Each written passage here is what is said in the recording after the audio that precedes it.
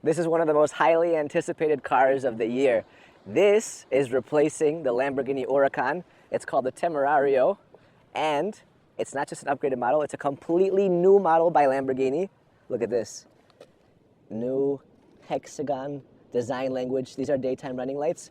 It also has a little air inflow for brake cooling, and the headlights are here. Now this is going to be a talking point because you can either love them or hate them. Let me know what you guys think. But this car looks completely different. Now this car is extremely unique. If you guys are interested in unique cars, you can go to our very own car auction platform, sbxcars.com. Some of the most amazing cars around the world. You can bid on them. Links in the description below. If you're not entirely familiar with Lamborghini, for a while now, they've had an entry-level Lamborghini and then the big boy. So we had the Gallardo as the entry-level and then the Murcielago at the top.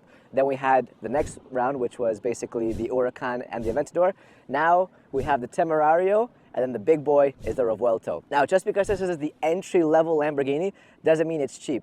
This is probably going to start at around $350,000, which is really expensive in my opinion, but you're getting a really good car. This has 920 horsepower and it's a hybrid. So 800 horsepower comes from the engine, the V8, and another 120 comes from the electric motor. So of course the front is something that has changed a lot. This is still very Huracan-esque. And as I mentioned, the headlights are going to be kind of you either love them or hate them. I thought that the previous Huracan's headlights were some of the best looking headlights in the entire car world. I'm not 100% sold on these, but there's going to be upgraded versions in the future, maybe like a STO, who knows, maybe they tweak it a little bit, but they're hidden inside of this pocket. You know, they're not even really on the surface, they're like inside of this little space. It just makes everything look really unique. Also, it seems like Lamborghini's kind of ditched the extremely bright colors. You know, they have this kind of more darkish ocean blue. Over there, they have a green, but it's not that, fluorescent, crazy beaming green. It's a different era of colors, I think. On the side, a couple of things. The side is one of my favorite parts of the car because they have this carbon fiber piece over here, which reminds me a lot of an Aventador, especially some of the later ones. So you have kind of the fighter jet design language going on. You have these intakes back here too, and you just have all of these kind of angular lines going on the side. It looks really cool. The door handle is under here, and it has a little bit of a squishy feel under it. It's like kind of like rubbery, and then you open it up. I'm gonna show you guys the inside in just a second, but the inside, for me, is the biggest improvement compared to the Huracan. I love the interior. Going to the back, this is a huge step up compared to the original base Lamborghini Huracan. I mean, this back looks extremely impressive, aggressive, it's cool. You have the exposed rear tire over here, which just looks really freaking crazy, like ready to just fly forward. You have the center mounted exhaust going down the middle, which seems to be the direction that Lamborghini is going in because the Revuelto is also center mounted. And then you just have this like protruding rear diffuser, carbon fiber, the brake lights down the middle. You have the hexagon taillights over here too. This is also a hexagon, so it seems to be the direction, right? Like the Revuelto has the Y lines, the Temerario is now going to have the hexagon lines. Right there, it's a V8. Now, all the Huracans had a V10 and they were borrowed from Audi. This is a completely new engine made from scratch by Lamborghini. It's a 4-liter twin-turbo V8, and this generates 800 horsepower. Of course, it has the 120 horsepower extra coming from the electric motors. It's possibly the biggest change on the car, just because you're now getting a V8 for the first time since the 70s. Some people will love it, some people will hate it. V10s, in my opinion, sound much, much better, but you're getting more power with this. It's completely made from scratch. Also, look at this. You can pull these up, and you get little swan doors in the engine, which looks pretty cool.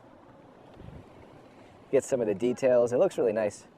And of course, down the middle, it says Ordine di Accensione. That just means the order in which the cylinders fire off. 1, 5, 3, 7, 4, 8, 2. Okay, anyways, going to the inside, take a look. All right, first of all, this is starting to feel pretty luxurious. I mean, you now have this clean leather, and it's soft, and it's nice, and you no longer just have, a supercar that kind of rattles on the inside. This feels luxurious on the inside. Everything about it does. You have carbon fiber literally everywhere. The passenger even has his own screen. This is touchscreen, by the way. It's an infotainment passenger screen, which is great. I still don't know, I mean, because these are fairly new in the car industry, I still don't know how this affects airbags, but it's cool and it's fun to play around with. The touchscreen down the middle is hovering. You can see that right there. Very cool. They've kept some of the iconic Lamborghini details like the fighter jet flap for the start-stop. Also, same kind of triggers that you'd get everywhere else. Reverse, everything like that. On the steering wheel, you now have a lot more details. So this is your launch control right there, the little flag. You can also turn that, press it. You have your different drive modes. You have your nose lift right here. And I still haven't played around with this, but you also have, look, drift mode. That's actually right there in the middle, drift mode. So you can be, the car will help you drift around. I have to say, the inside looks really, really nice. And it justifies the price a little bit because, yeah, I mean, we drove around in Huracans back in the day when they first came out. It was fun, but it was a skeleton rattling experience. This can rev to 10,000 RPM. Now that's crazy because the only road legal cars that can do that at the moment are like top tier hypercars. The Revuelto can't do it because it's naturally aspirated. This is a twin turbo, so you can rev it to 10,000 RPM, which is freaking crazy. A couple of things with the infotainment that I like is, look, if you come in closer, this is all touchscreen. Now I'm going to turn the car on, but also what's cool is that it has the latest technology. For example, this passenger screen, you can literally swipe things into the main screen. You also have 2 USB-Cs, which is nice. And what the head designer of Lamborghini is very proud of, Micha, is that the center looks like an alien. It has that kind of alien face going down the middle, which I agree, it looks nice. Now look, I can select any of these. Okay, I want my G's. I can do that, and there it is. Or I can get the hybrid flow. There it is. Over here, I can do the same. So if I want my electric range, I can swipe that, and there you go, right there. Engine status. It's nice. It's a nice little feature. It feels very futuristic. Again, supercars nowadays are getting fancy and techy. It just feels very modern, but luxurious at the same time on the inside. Let's turn it on. This is the key. Heavy Italian flag. Feels nice, and that goes right in there. Little slot for the key. Now, how to turn it on. First, you tap this without the brake. This comes to life. This is electric mode. Then you switch the drive mode with this one. So this goes to Città, to Strada, now to sport mode. Then I press it again with the brake and...